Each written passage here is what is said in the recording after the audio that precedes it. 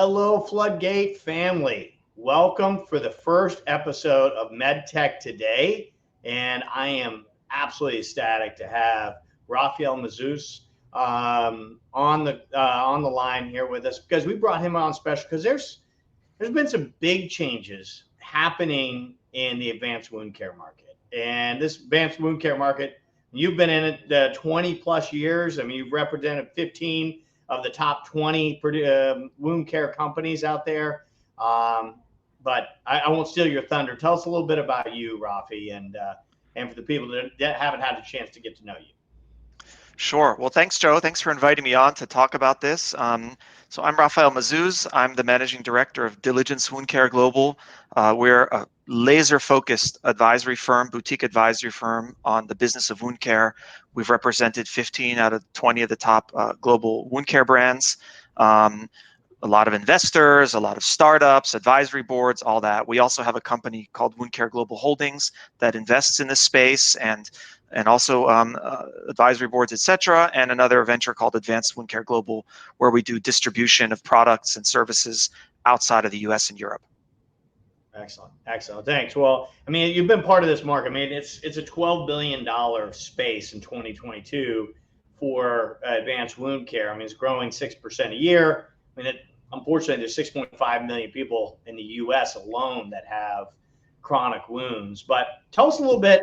You know, it's been a growing, changing market, but for someone that doesn't know, what's some of the recent changes that kind of have occurred in the space? Yeah, sure. So absolutely, the market is massive. It's growing. Every time I blink, a few quarters go by. It's a $10 billion market, then 11, then 12, and it's just growing very quickly. And a lot of major players are leaders in it, or they're playing in it kind of as an ancillary. So generally, it's a very bullish, fast-moving market. A tricky market, but a good one.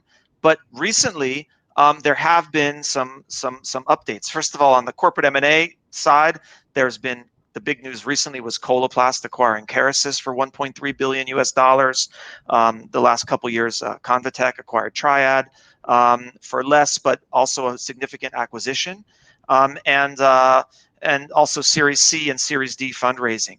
But on the reimbursement side in the US, now this biologic segment, wound care is about half the US and half the rest of the world. So if we have a pie, $12 billion is about $6 billion in the US and $6 billion outside. But the biologics, the tissue products that we're talking about, the cellular products, that's like 95% US. So the news is they've been having some new changes in the way that that's reimbursed in the US.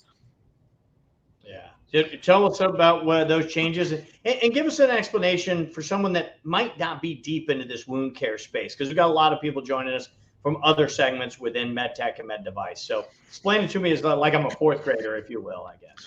Absolutely. So first of all, if you're in biotech or medtech or medical device or digital health, whether you know it or not, you probably have exposure to wound care. Whether you have a surgical instruments company, a remote patient monitoring, whatever, wound care is one of those secondary or tertiary diagnoses where not every patient goes to the hospital or the clinic for the wound, but maybe they have cancer and then the wound is related to their cancer, or they have diabetes and maybe they have vision problems, but they also have a diabetic foot ulcer, or they're at risk. And you go down the line, all of these wound conditions, vascular, oncological, nutrition, are very intertwined. So most medical device and biotech executives and investors are like 1 degree of separation away from wound care somehow. And so, you know, it's a very interesting space because on the one hand, this $12 billion, it's products. You have your bandages, your ointments, your creams. Some, as we joke, we call it potions and lotions. And then you have your more advanced devices. There's something called negative pressure wound therapy, or sometimes it's called wound vac by one of the companies. That's like a pump. You have now all kinds of oxygen treatments that put oxygen on the wound or pull oxygen into the wound. You have a few $100 million worth of drug sales that are actually pharmaceuticals specifically for wounds. And you have your cellular and tissue-based products, which are anything from a synthetic bioactive glass or other synthetic matrix in a lab to animal derived from like a horse's tendon or a pig's bladder or a sheep's stomach, or all these different combinations, to a human cadaver, to amniotic and placental derived tissues, and everything in between. So all of those is a subsector of that $12 billion. And that's where the news came out. And so that's about $2.4 billion, all these cellular and tissue-based products. Yeah. And to be clear, they're used. I'd say the key takeaway for someone who's new to wound care. If you come from orthopedics, let's say, and you have in your portfolio, knee implants or partial knee and screws and locking plates and maybe spine implants, like no doctor, no surgeon is going to put a spine implant in someone's knee or put like a locking plate instead of a screw. Like that would be crazy. It would be malpractice. Or no one would put like a heart valve in somebody's eye. That would be ridiculous. Right. But when it comes to wound care, it's not like, oh, you have such and such a wound, you must get this product. Like you do not necessarily, like if my mom has a wound, I want her to get maybe a cellular product or something else. But it's not like malpractice to use or not use these products. So a lot of it comes down to reimbursement and logistics and clinical operational flow in addition to evidence and outcomes. And that's where it, I think, diverts from other areas of medtech, where it's very clear who uses the product, when and why. Wound care is a bit more of a mishmash of different products. Yeah, no, that's interesting. And so the turbulence that has occurred is really, and the changes is in this tissue and cellular, really drive from an LCD. So what happened on last Thursday? What came out specifically? What changes did we see? Sure. So for anything, not just wound care, we have NCDs and LCDs. NCD is a national coverage determination, and an LCD is a local coverage determination. Don't need to get too much in the weeds. I'm not even a reimbursement expert. I kind of focus on the commercial impact of things, not of the nitty-gritty, audits and all that. But the reason it's important is you have several of these Medicare contractors. Okay, and each region, like the Northeast or the Southeast, they take a region of the country, and they have to treat wounds, or they have to treat mental health, or they have to treat cancer. They can't say we're not going to treat these patients. But within those boundaries, they do have some interpretation to say what they're going to cover and what they're not going to cover, or how many treatments, or what types of wounds, or whatever. Okay, so always, or for many years, there were always rules. Like for years, it's been someone has a wound and you want to use X product, like these tissue products. You have to document that they have a wound, maybe that it's even a certain size, definitely that they've had the wound for like at least 4 weeks and it's failed conventional therapy, standard of care. And then over the years, they add on more, they kind of tighten it a little bit. They say, okay, now you not only have to say standard of care, but if it's a diabetic foot ulcer, you have to say that you were doing offloading, which means that you have a shoe or a boot or a cast so they're not walking on their foot on the wound. Or if it's a venous leg ulcer, they must have compression, or whatever the standard of care. Mm-hmm. And depending on how strict it's interpreted, it might be that if they have blood flow issues, they need to see a vascular surgeon or cardiologist. If they have diabetes, they need to be seen by a board certified endocrinologist, or at least being controlled by their primary care doctor. Mm-hmm. And so you can't just throw these things on, okay? Technically, you're supposed to go through this documentation, and it's got to be in your chart. And it's like the IRS. If you say I get a $10,000 refund, you'll get it 2 weeks later. But then they can audit you for some years later. And if they find that you actually owed money, or you got a $100 refund, then they'll claw it back with a penalty. So it's similar to that. So these LCDs, having said that, right now, 3 of the providers made some more changes that are coming online. They just announced it in the last week or so, and they're coming online like next month, right? And so the main things are this. First of all, a key one is only 4 applications within a 12-week period. So some other ones were a bit more flexible. You could do 5, 7. I mean, it depends. But now 4, that's significant. But the biggest one is that they actually listed which ones are acceptable for have enough clinical evidence medically necessary, and which aren't. And most of this, there are like 150-ish products out there, okay? The majority of them did not make the cut. Now, of course, they could apply, they could change, they could submit more evidence. A lot of these products on the list had, they're startups, they have, very low sales or no sales.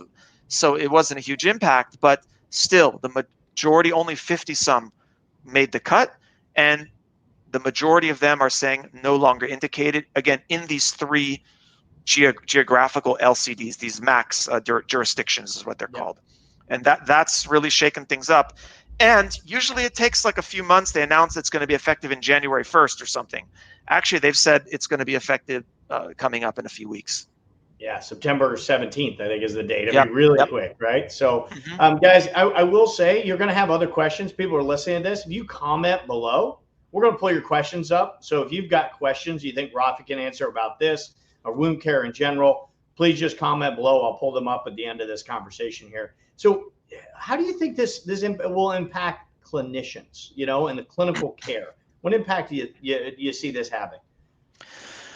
Well, it's going to have an impact, at least short to midterm, a big impact, because let's say, you know, a lot of these sales for these types of products come down to trust. And not just like, hey, Joe, you're my sales rep, I trust you, so I'm going to use your product. It's a bit more material than that. It's like, I trust Joe to come in the treatment room with the patient and see my patients, or to train my staff when I'm not here and I'm not listening to every word. And therefore, Joe has influence. And when Joe has a product and he tells me, Doc, I'm about to use your product, but before you use it, Doc, maybe you could use your scalpel and clean up some of the dead tissue in the wound to give it a good wound bed, you know, or maybe afterwards, doctor, you should put on a foam dressing or an alginate dressing to absorb the extra moisture, because we don't want that extra exudate and drainage to wash away and kill all the growth factors in the wound over time and change the pH. And because I trust you, Joe, I'm going to listen to you and I'll do some or all of those things. And hopefully the outcomes will be better, not only because you have a better product, but you might not even have a better product. You might or might not. But because I put a offloading boot afterwards so the diabetic patient doesn't walk on the bottom of their foot that we just put the application on, right? Now, all of a sudden, Joe, you had one or two products in your bag and now they're not reimbursed.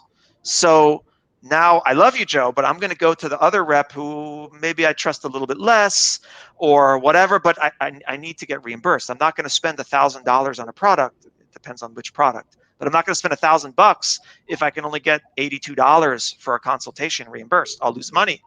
So that's one way that it's going to affect it immediately. I think also the 4 applications, some patients would be getting more applications than 4. So I think in those areas, it's gonna affect it a lot. And the third key thing is, it's clear that these MACs, these Medicare administrative contractors, if 3 of them announced it on the same day, they're really talking more than they used to. It used to be that one guy or one company would announce it. Now 3, it could be that the other half of them announce in 6 months or in a year or the same thing or something similar. So there will be clearly more coordination among them.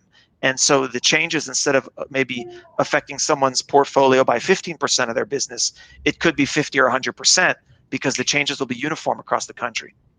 Right. That's some pretty big impact. So I heard you saying is really, it's kind of, you know, threefold is one is that trust in this marketplace, that advanced wound care tissue representative is kind of an extension of care a lot of times, right? They're in there, they're with the patient, whatever. And that takes a while for a physician to have that level of trust to be part of that care continuum, right? And all of a sudden that changes overnight because if they can't get paid for it, it's hard for them to be able to provide it, right? So 100%. And then the second thing is those limit of 4. And yeah, they referenced a study that showed on average it was like 3.9 or 3.7, you know, that Armstrong study, but that's the average, right? So you have those, now clinicians can't support that patient that has a more severe wound, has less vascularization, does need 9, does need 7, does need 8 to truly heal that chronic wound, right? They're really limiting their capabilities. So I could see that impact for sure. That's such a great point, Joe. I mean, it's like the average patient doesn't have like a below the knee amputation either, you know, when they have a diabetic foot ulcer. But if you're at risk for that, like you want all the products that you need. And it would be one thing if they said if you have 100 patients in your wound clinic, so you can use, you know, 25 grafts a month or something like that. Like if they did something, you know, that they could figure out how to do it. But because it's on a per patient level, maybe some patients who don't need it will get, but then the other patient who needed more just won't get. Totally. Right. Yeah. No, it's good. And you mentioned this a little. You started to allude to this. You kind of think this started with 3, but your prediction is we're going to see the rest of the Macs following. Is that? I mean, I know I'm just asking you to predict the future here, but is that what you'd expect? Yeah, it's tough. I think they're going to move more in unison. It's possible in 6 months they'll go back and say, okay, we'll give you 5 instead of 4. So they might roll it back. But I think over time, a lot of them are going to more or less follow similar directions. But look, I'm on the editorial advisory board for today's wound clinic, right? That's HMP Global. They do SAWC, the big conference, and they have a lot of publications. And to be honest, if I go back and look at articles, from 5, 10 years ago, people were saying this is going to happen tomorrow, value-based care, bundled payment for wounds, and most of it didn't happen. I'm not saying it won't, but a lot of times this stuff people predicted it would come sooner. And it's so people have been talking about it. It's almost like if you have like a friend and they're smoking and they're overweight and they're doing drugs and they never exercise and they're eating crap food all the time. And you say, hey man, you're going to have a heart attack or you're going to die or you're not going to live, to walk your daughter down the aisle or all this. But you don't know when it's going to happen, and it might not happen. But Right. you just see that there's stuff going on, but it's very difficult to predict the timing about this kind of a thing. And I kind of feel like in wound care, that's how it's been. But the increased coordination going on, I think, and the prevalence of more data that they have to make their decisions, I think the rate of change will accelerate, even though they might let up and let back on some things. But I think it's going to be more uniform in the future. Right. Right. No, I agree with that. So, guys, one more. If you want to put comments below, if you have questions for Rafi, we'll be taking those here in a couple of minutes. So please put some posts and comments below, and we'll pull those up and ask questions as time allows. So we talked about the clinical impact, but obviously this has tremendous impact on industry as well. So what have you seen? How is industry reacting? What impacts do you predict? Again, I'm asking you to predict might happen as a result of this. Great. Well, so it's so new that in terms of like stock price movements and all that, we haven't seen a ton. I mean, a little bit, but not really. So it's a little bit up in the air. So on the financial sector and all that, nothing major yet. And I think people are going to wait and see how it plays out. But one big prediction I have is I think that the good reps who now don't have the products that they could sell, or maybe that was 80% of their business and now they just can't, they will migrate to other companies, or maybe they'll wait a while. But if they're good and they have those relationships and that trust and those connections, it's not that difficult for them to pick up a new wound product, especially within the cellular tissue category, because the basics are similar. You just learn a new product. But even to other wound types, like an oxygen product, or an anti-infective product, or the wound vac, negative pressure. So the ones that are either less impacted on the tissue products or other advanced things, that products that need a lot of science, a lot of explanation, the best reps I think will eventually go to where they have the most impact to sell. I think also in the very short term, unfortunately, I mean, a lot of the doctors will not change. And I say doctors because typically for this type of product, it's the doctors making the decision, or providers, nurse practitioner, PA. They may not know right away, because a lot of times if they're not with a management company like a Helogix or Restorix, they are often getting a Wound Care Advantage. They're often getting their info, which is maybe not a great idea, from the sales reps for the reimbursement. And if the sales rep doesn't tell them about this, and if they're not in the loop in wound care LinkedIn, or they're not like reading the LCDs or following guys like Dr. Jeff Learman, who was one of the first to announce it. He's a podiatrist who does a lot of reimbursement consulting. Then they just might not know, and it might be months or even a year before they realize. Because again, I take it back. Some of the products might get rejected if they try to bill for them, but they're not always following every month their reimbursement. Or they might put on 7 and maybe they'll get paid for 7 and have to pay it back in an audit later. And so unfortunately, it might take time to catch up on some of these people, and they might actually find out by getting audited. So the heavy users may not know quickly enough, and so the impact might not be seen for a while. But over time, if there's no change, I think they will have to transition to other products and modalities. Yeah.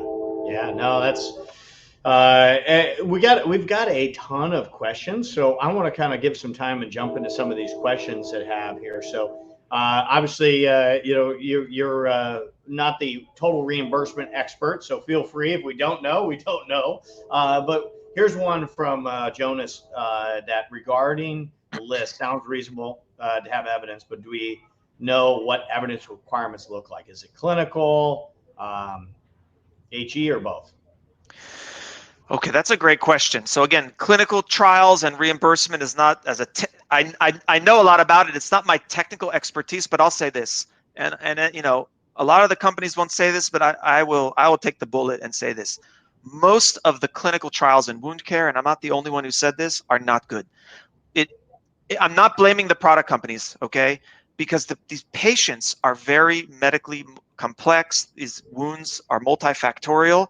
And so if you design just a general study, maybe nobody heals, and it's because you just got all the sickest patients with the wounds that a lot of the wounds never will heal, no matter what you do. And so what they do is they screen out, like they do like a grade 1 or 2 diabetic foot ulcer, for example, because they can screen out the really complex ones. The problem is that then, like the payers, they might look at the data and say, okay, but maybe these people wouldn't have had an amputation anyways, or these would have healed with the standard of care anyways, or maybe it took another 2 weeks to heal, but it's okay as long as they didn't get amputated. We don't need to throw $10,000 at them for 2 more weeks, something like that. So the challenge is that the studies in wound care are tricky. I do think one potentially avoidable mistake that most of these studies are done on diabetic foot ulcers. Now you Google amputation, there's a ton of diabetic foot ulcers. Definitely the patient impact is huge. You get an amputation of a toe and then your foot and then your leg. It ruins your life. It ruins the life of your family. It's terrible. However, because those patients are so multifactorial, so complex, they might have made a deal with the devil by going after those, because maybe I don't know, but if they did venous leg ulcers or high risk surgical wounds, which there are studies on them, just not as many, pressure ulcers, though those patients are tough to enroll also, but maybe the impact would be higher. And so that, I think, is a big challenge, that they kind of they put all their eggs in diabetic foot ulcers, and everyone said, he's doing it, she's doing it, do another study, and it just became like this vicious cycle. It's like the standard, cookie cutter approach. And maybe the impact of this particular type of product on a diabetic foot ulcer is not as high compared to something like an offloading boot for that type of wound. And therefore, the payers are not wanting to pay tens of thousands of dollars for those patients, even though, yes, if you prevent an amputation, it's like $40,000 that you saved. Yes, right. But not every patient would have gotten there. And I think that's what the payers are saying. Got it. Yeah, that's a good point. The studies are hard to come by because the patient's health varies so wildly and can have such impact on that. I think that's a great point. Here's another question from Nick. He's talking about the HCPCS codes from Group 3 going to be denied for all CMS MACs, or just the 3 MACs that made the announcement going effect into September 17th. So good question, Nick. Again, not my expertise, but just reading the document, it seems that it would be those 3. Now tomorrow, the others could all say the same thing. It's just copy paste that document, but that would be kind of unfair if they just did it.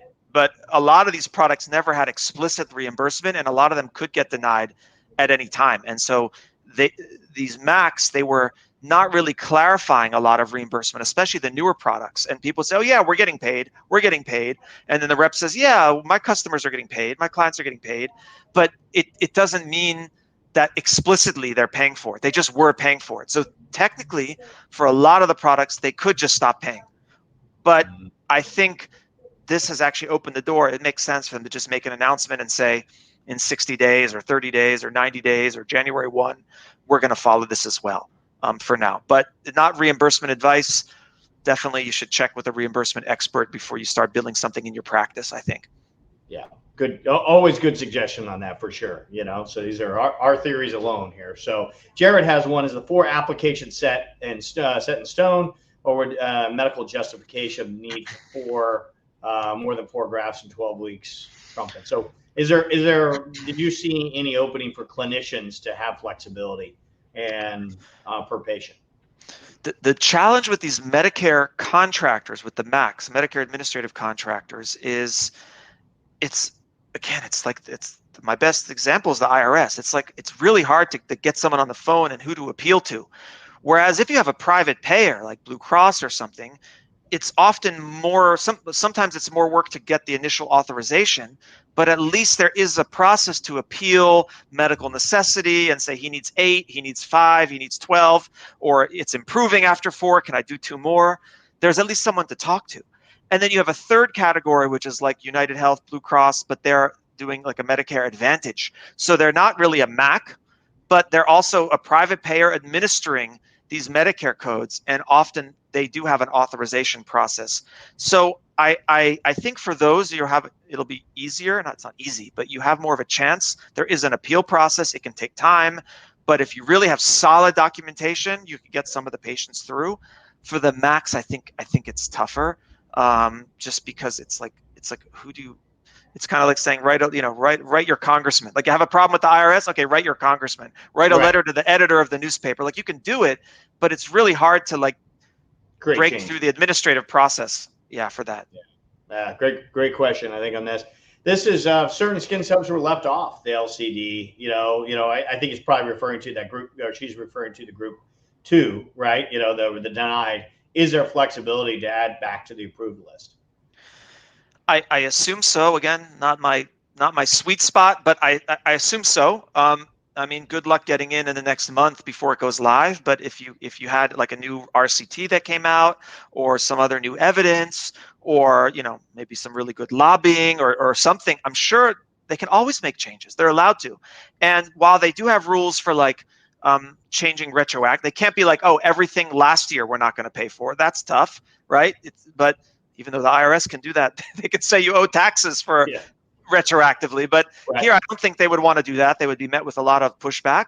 But there's no reason they can't say in 30 days, we're going to make a change, especially if it's a more broad change that allows people in. But I think the other thing is there's always been rumors, not just rumors, they've been talking about it on town halls. This might just be a temporary thing, because starting, they pushed it back, not going to be in 2024, but maybe for 2025. They are talking about, like, instead of just saying all these products approved or not approved, having a more uniform Medicare reimbursement for these types of products. They've talked about maybe making it like calling it an advanced wound management product, where instead of everything getting reimbursed, you might say, look, you want to use something, you get $300. I'm just making up a number. I don't know. Something that's more than your normal consult or dressing, but it's not like thousands of dollars. And then it's like, you can use whatever. In that case, there would be no list. It would, or maybe everything would be on the list. It would just be like, if the patient is eligible, you can use any product, but you're getting like $300-$400, whatever. I don't know what the price will be. That amount, it might be capped at 4 or something like that. And so this might just be a temporary thing to stem the bleeding of money for 6 months or a year and a half, awaiting a more definitive policy from CMS. There's been a lot of talk about that, but we'll see. Interesting. And I did reading through the LCD. They definitely had a paragraph for products that because they referred to evidence and FDA and et cetera. So if you had that evidence that wasn't considered, they definitely had a path to that. So I know there's many companies that are on that list are working diligently to try to make sure that any evidence they have is being recognized. So I know that's occurring for sure. Let's see. We've got a lot here, so I'm just picking a few because we only got a little bit of time left. Let's see where. Let's see here. How about Brad? Where does the LCD decision leave physicians who use tissue products outside of VLU, DFU? So I don't know. Yeah. So I mean, it's like a lot of the skin substitute or cellular tissue product reps. This was some years ago, but they made some good inroads for Mohs surgery, for other elective procedures where it could have an effect, or maybe there's not as much evidence, but the patient would often pay cash for some of those, something like a Mohs where it's not indicated unless it turns into a chronic wound, which some do, but most don't, right? For other wound types, it's been kind of wishy-washy. Yeah, lately, and even the last LCD before, they specifically call out VLU and DFU, especially for the amniotic tissue products. And so things like pressure ulcer or like a dehisced surgical wound, and other ischemic ulcers, etc. If the patient doesn't have diabetes, right, those wouldn't necessarily be covered. But I think anecdotally, a lot of people were getting paid for that. So it's just this ambiguity that it's not totally clear. But absolutely, VLU and DFU are two of the most common ones. I was They're going to say also they make up probably 80% of the outpatient, maybe even more, outpatient That's market exactly anyway, right. That's right? exactly right. That's exactly right. They make up so much of the outpatient market. The size of the VLUs are large, so it might cost 10 times as much to put grafts on those as a DFU. And the pressure ulcers, if standard of care is followed, it's difficult with those patients. They're very complex, And they're but a lot of a times lot they're of in times they DRG heal. anyway. Yeah, What's that? and they're the pressure ulcers in hospital are captured under the DRG anyway, so it's not an Absolutely. In the outpatient hospital billing. DRG, in the operating room. Now, there was something, not really the question, but there was something during COVID, and where they did make exceptions to use some of these products in nursing homes. So a lot of them were going on pressure ulcers, but there's been a lot of question about how long that's going to last, or did it end with the emergency use authorization? Again, I don't know. That's a bit out of my territory. Highly recommended. Dr. Jeff Learman, Kathleen Shawm are two of the kind of wound care nitty-gritty reimbursement experts who could probably opine on that better. But that's kind of what I'm hearing in the field. Yep. So I did get a question, just a clarification, people joining late to this discussion. This will live on FloodGate's LinkedIn page. So at any point, you click on it, it will play the entire length of that. So anyone that's joining late, it's a little thing. So last question here, we'll end with this. I think it's a good one from John. How do you think this will impact innovation, in cellular-based tissue products, or what products might you see kind of things maybe migrating to? Yeah, that's a great question. It's like, on the one hand, like with 150-ish products out there, you might say, well, do we really need more? But on the other hand, yeah, this opens something up, because products like, for example, Kerecis, that just got acquired by Coloplast a few weeks ago for 1.3 billion. They can be a bit more flexible on their cost structure, etc. So maybe the doctor wants to use a fifth or a sixth. I'm not just saying them, but like a lower cost product, the cost of manufacturing, I should say. Maybe the patient does say, this is helping my mom. She had 4, she's used up her Medicare benefits, but I'm going to pay for 2 more just to make sure the wound continues to heal. And that's totally reasonable.